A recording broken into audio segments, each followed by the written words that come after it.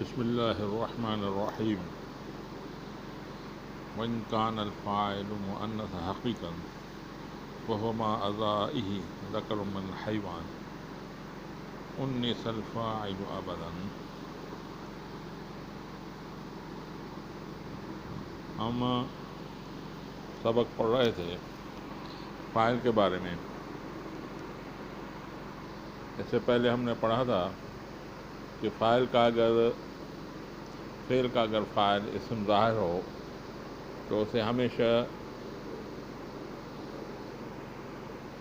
واحد پڑھیں گے، چاہے اس کا فاعل واحد آئے، تثنیہ یا جمع ہے۔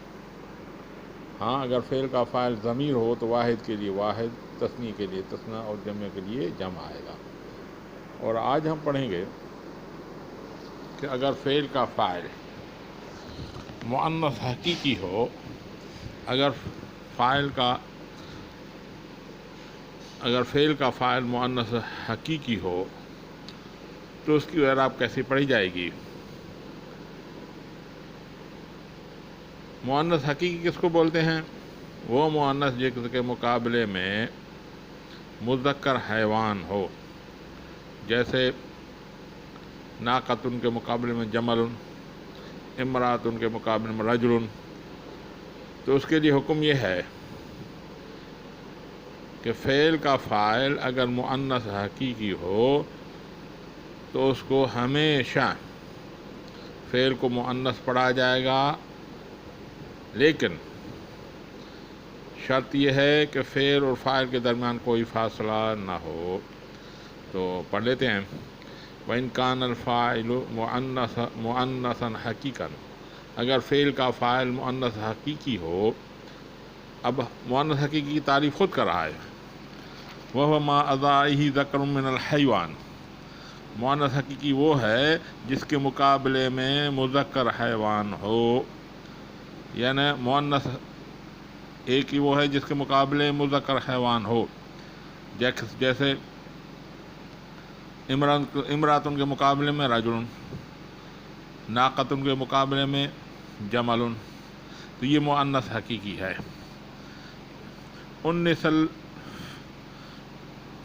الفعل ابدا، تو فعل کو ہمیشہ مؤنث پڑھا جائے گا۔ وَإِن لَّمْ تَفْصِلْ بَيْنَ الْفِعْلِ وَالْفَاعِلِ، ہاں یہ تب ہوگا جو فعل اور فاعل کے درمیان فاصلہ نہ ہو۔ بات سمجھ میں آ گئی؟ یعنی فعل کا فاعل مؤنث حقیقی ہو، مؤنث حقیقی اس کو بولا جاتا ہے جس کے مقابلے میں مذکر حیوان ہو، اور فعل اور فاعل کے درمیان کوئی فاصلہ نہ ہو تو فعل کو ہمیشہ مؤنث پڑھا جائے گا۔ جیسے قامت ہندن، قامت ہندن۔ اب ہندن مؤنث حقیقی ہے، عورت کا نام ہے، تو اور فعل و فاعل کے درمیان فاصلہ بھی نہیں ہے، تو اب اس کو مؤنث پڑھا جائے گا۔ قامت بھائی مذکر ہے مؤنث ہے؟ قامت فعل مؤنث ہے، واحد مؤنث غائب، ختم جی۔ وَإِن فَصَّلْتَ، اگر تو فاصلہ دے دونوں کے درمیان، فلک الخیار، پھر تمہیں اختیار ہے۔ پھر تذکیر و تانیث، مذکر و مؤنث میں ہونے میں تمہیں اختیار ہے، چاہے تو فعل کو مذکر لے آئے، چاہے تو فعل کو مؤنث لے آئے۔ فعل کا فاعل مؤنث حقیقی ہو، فعل اور فاعل کے درمیان فاصلہ ہو، تو تمہیں اختیار ہے کہ چاہے فعل کو مذکر لے آ یا فعل کو مؤنث لے آ۔ فَإِن فَصَّلْتَ، اگر تو فاصلہ دے، فلک الخیار، پھر تمہیں اختیار ہے۔ فی التذکیر و التانیث، مذکر و مؤنث میں، نحو ضرب الیوم ہندن، اگر تو یہ بولے ضرب الیوم ہندن پھر بھی جائز ہے۔ وَإِن شئت، اگر تو چاہے،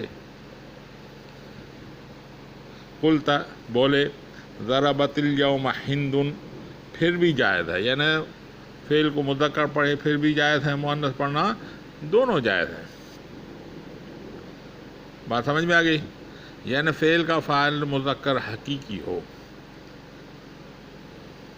فعل کا فاعل مؤنث حقیقی ہو، فعل اور فاعل کے درمیان فاصلہ نہ ہو، تو فعل کو ہمیشہ مؤنث ہی پڑھا جائے گا، جیسے قامت الہند۔ اگر فعل کا فاعل مؤنث حقیقی ہو اور فعل اور فاعل کے درمیان فاصلہ ہو تو فعل کو مذکر پڑھنا بھی جائز، مؤنث بھی پڑھنا جائز، جیسے ضرب الیوم ہندن پڑھنا بھی جائز، ضربت الیوم ہندن پڑھنا بھی جائز۔ ختم جی۔ وَكَذَلِكَ فِي الْمُؤَنَّثِ غیر حقیقی، اور اسی طرح مؤنث غیر حقیقی میں بھی، یعنی غیر مؤنث غیر حقیقی میں بھی آپ چاہیں تو فعل کو مذکر بھی پڑھیں مؤنث بھی پڑھیں، چاہے اس میں درمیان فاصلہ ہو یا نہ ہو، یہ شرط نہیں ہے، تو اس کو مذکر پڑھنا بھی جائز، مؤنث پڑھنا بھی جائز۔ مؤنث غیر حقیقی اس کو بولا جاتا ہے جس کے مقابلے میں مذکر حیوان نہ ہو، جیسے الشمس۔ الشمس کو عرب مؤنث پڑھتے ہیں، مؤنث بولتے ہیں، بھائی اس کے مقابلے میں کوئی مذکر حیوان نہیں ہے، تو ان دونوں صورتوں میں فعل کو مذکر جب فعل کا فاعل مؤنث غیر حقیقی ہو تو فعل کو مذکر لانا بھی جائز، مؤنث کو لانا بھی جائز۔ وَكَذَلِكَ فِي الْمُؤَنَّثِ غیر حقیقی، نحو طلعت الشمس پڑھنا بھی جائز، وَإِن شِئْتَ قُلْتَ اگر تو چاہے تو بولے طلع الشمس پڑھنا بھی جائز، یعنی دونوں صورت ہو جائز۔ طلعت الشمس یعنی فعل کو مؤنث لانا جائز، طلع الشمس یعنی فعل کو مذکر لانا بھی جائز۔ اب یہ مسئلہ تب ہے جب فعل کا فاعل اسم ظاہر ہو، اگر فعل کا فاعل ضمیر ہو تو اس کا حکم یہ آ رہا ہے، ھذا اذا کان الفعل مسند الی المظہر، یہ تب حکم ہے جب فعل کی اسناد اسم ظاہر کی طرف ہو، تو یہ اوپر اس کا حکم گزر ہے۔ وَإِنْ كَانَ مُسْنَدًا إِلَى الْمُضْمَرَ، اگر اس کی اسناد ضمیر کی طرف ہو، فعل کی اسناد ضمیر کی طرف ہو، اُنِّثَ أَبَدًا، تو ہمیشہ اس کو مؤنث لایا جائے گا بھائی، یعنی فعل کا فاعل ایسا ضمیر ہو جو مؤنث کی طرف لوٹے تو پھر اس فعل کو ہمیشہ مؤنث لایا جائے گا، جیسے الشمس طلعت، الشمس طلعت، بھائی اس میں الشمس مبتدا ہے، طلعت فعل با فاعل، طلع فعل، اس میں ہی ضمیر فاعل جو راجع ہے الشمس کی طرف۔ اب یہ اس کا فاعل ایسا ضمیر ہو رہا ہے جو مؤنث غیر حقیقی کی طرف لوٹ رہا ہے، تو اب فعل کو مؤنث ہی پڑھا جائے گا۔ یہ دوبارہ پڑھ لیتے تھے، وَإِنْ كَانَ مُسْنَدًا إِلَى الْمُضْمَرِ، اگر فعل کا فاعل کی اسناد ضمیر کی طرف ہو، اُنِّثَ أَبَدًا، تو ہمیشہ اسے مؤنث پڑھا جائے گا، نحو جیسے الشمس طلعت۔ وجمع و تکسیر کالمؤنث مؤنث الغیر حقیقی، جمع مکسر بھائی مؤنث غیر حقیقی کی طرح ہے، جس طرح مؤنث غیر حقیقی اگر فعل کا فاعل مؤنث غیر حقیقی ہو تو فعل کو مذکر مؤنث دونوں پڑھنا جائز ہے۔ اسی طرح جمع مکسر، بھائی جمع مکسر اس کو بولتے ہیں جس کی واحد کی جمع سلامت نہ ہو، جیسے رجل سے رجال، ہاں تو فعل کا فاعل جمع مکسر ہو تو اس کا حکم بھی مؤنث غیر حقیقی کی طرح، یعنی آپ چاہیں تو فعل کو مذکر پڑھیں پھر بھی جائز، اگر آپ چاہیں تو فعل کو مؤنث پڑھیں پھر بھی جائز۔ وجمع تکسیر کالمؤنث مؤنث الغیر حقیقی، جمع تکسیر مؤنث غیر حقیقی کی طرح ہے۔ تقول قام الرجال، وإن شئت اگر تو چاہے قلت بولے قامت الرجال، یعنی تو اگر چاہے قام الرجال یعنی فعل کو مذکر پڑھے تو جائز ہے، اور اگر تو چاہے تو فعل کو مؤنث پڑھے یعنی قامت الرجال بولے یہ بھی جائز ہے۔ اور اسی طرح اگر فعل کا فاعل ایسا ضمیر ہو جو جمع مذکر کی طرف لوٹے، تو اسی کو بھی مؤنث پڑھنا بھی جائز ہے، اس کو، اور اس کو جمع مذکر پڑھنا بھی جائز ہے۔ جیسے الرجال قامت پڑھنا بھی جائز ہے، اور جائز اس میں کہ آپ پڑھیں الرجال قاموا، یعنی فعل کا فاعل ایسا ضمیر ہو جو جمع مکسر کی طرف لوٹے، تو اس فعل کو مؤنث پڑھنا بھی جائز، جمع پڑھنا بھی جائز، جیسے الرجال قامت اور الرجال قاموا پڑھنا بھی جائز، ختم ہی۔ وَيَجِبُ تَقْدِيمُ الْفَاعِلِ عَلَى الْمَفْعُولِ إِذَا كَانَا مَقْصُورَيْنِ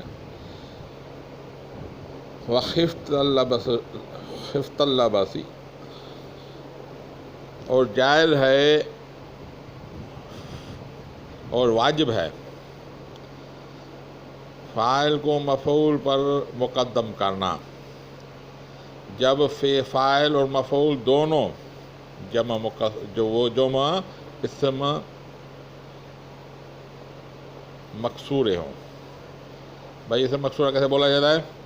وہ اسم جس کے آخر میں الف آئے اور اس کے بعد حمزہ نہ آئے، اس کو اسم مکسورہ بولا جاتا ہے، جیسے موسیٰ، عیسیٰ۔ ٹھیک ہے، تو یہ بتا رہا ہے کہ فاعل کو مفعول پر مقدم کرنا اس صورت میں واجب ہے جب دونوں اسم مکسور ہوں۔ کیوں بھائی اسی لیے کہ دونوں کی اعراب تقدیری ہے، پتہ نہیں چلے گا کہ اس میں فاعل کون سا ہے مفعول کون سا ہے۔ جب ایسا جملہ آئے تو پہلے اسم کو فاعل ہی تسلیم کرنا پڑے گا۔ وَيَجِبُ تَقْدِيمُ الْفَاعِلِ عَلَى الْمَفْعُولِ، اور واجب ہے مقدم کرنا فاعل کو مفعول پر، اذا كانا مکسورین، جب دونوں مکسور ہیں۔ خفت اللبس، خوف کرے گا تو التباس کا، نحو ضربت موسیٰ عیسیٰ، ضرب موسیٰ عیسیٰ۔ اب اس میں ضرب موسیٰ عیسیٰ، اس میں موسیٰ کو فاعل تسلیم کرنا پڑے گا، یعنی ضرب فعل، موسیٰ اس کا فاعل، عیسیٰ اس کا مفعول، یعنی فاعل اس کا موسیٰ ہے، کیونکہ یہ واجب ہے، موسیٰ کو فاعل پڑھنا واجب ہے۔ ہاں بھئی یہ اس صورت میں جب یہ التباس ہو کہ دونوں میں سے فاعل کون ہے مفعول کون ہے، لیکن ایسی کوئی بھی صورت ہو جس میں التباس نہ ہو، تو پھر مفعول کو فاعل پہ مقدم کرنا واجب ہے۔ وَيَجُوزُ تَقْدِيمُ الْمَفْعُولِ عَلَى الْفَاعِلِ، اور واجب ہے اور جائز ہے مفعول کو فاعل پر مقدم کرنا، إِن لَمْ تَخِفِ اللَّبَسَ، جب تو التباس کا خوف نہ کرے، جیسے اکل کثمر یحییٰ، کھایا امرود کو یحییٰ نے۔ اب اس میں دونوں اسم مکسورے ہیں، کثمر یحییٰ دونوں اسم مکسورے ہیں،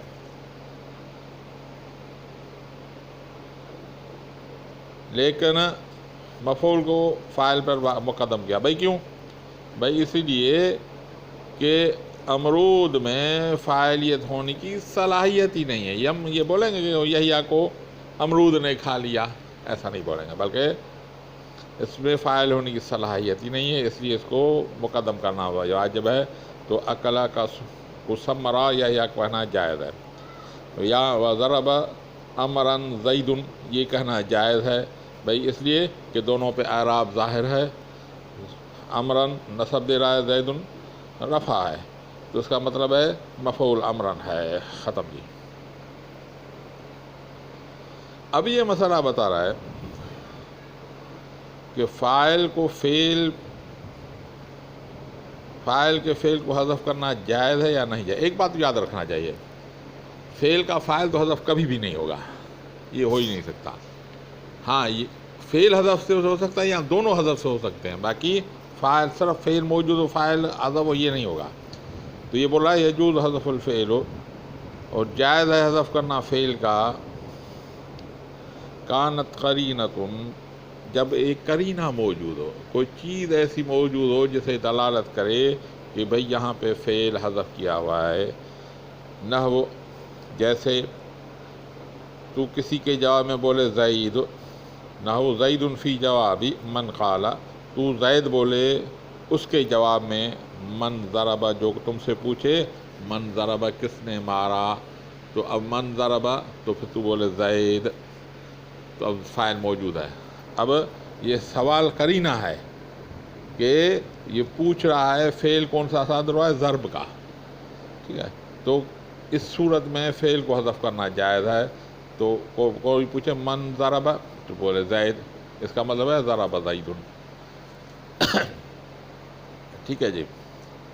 وَيَجُوزُ حذف الفعل والفاعل، فعل اور فاعل کو دونوں کو بھی حذف کرنا جائز ہے ایک ہی ساتھ، جیسے فی جواب من قال، جیسے تو بولے ہاں فی جواب من قال، کوئی تم سے پوچھے اقام زید، کیا زید کھڑا ہوا ہے، تو تم بولو نعم، تو اس کے جواب میں یہ قرینہ موجود ہے کہ یہ زید کی قیام کا پوچھ رہا ہے، تو زید تو کھڑا ہے، تو بولے نعم، تو یہ جائز ہے۔ وَيَجُوزُ حذف الفعل والفاعل معنی، اور جائز ہے حذف کرنا فعل اور فاعل دونوں کا ایک ساتھ، ٹھیک ہے، کا نام، جیسے تو بولے فی جواب من قال اقام زید، اس کے جواب میں جو کوئی بولے کہ کیا زید کھڑا ہے۔ وقد یحذف الفاعل، کبھی حذف کیا جاتا ہے فاعل کو، ویقام مفعول مقامہ، اور رکھا جاتا ہے اس کو اس کی جگہ مفعول کو، کبھی کبھی فاعل کو حذف کر اسی جگہ مفعول کو رکھا جاتا ہے۔ اذا کان الفعل مجہولا، جب فعل مجہول ہو، جیسے ضرب زید، مارا گیا زید، تو جب فعل مجہول ہو تو فاعل کو حذف کر کے اس کی جگہ مفعول کو رکھا جا سکتا ہے۔ وہ قسم الثانی من المرفوعات، یہ قسم دوسرا ہے مرفوعات میں، انشاءاللہ تعالیٰ آپ پڑھیں گے، ٹھیک ہے، یعنی اس کو بولتے ہیں مفعول ما لم یسم فاعل، یا نائب فاعل بولا جاتا ہے، ٹھیک ہے، واللہ اعلم بالصواب۔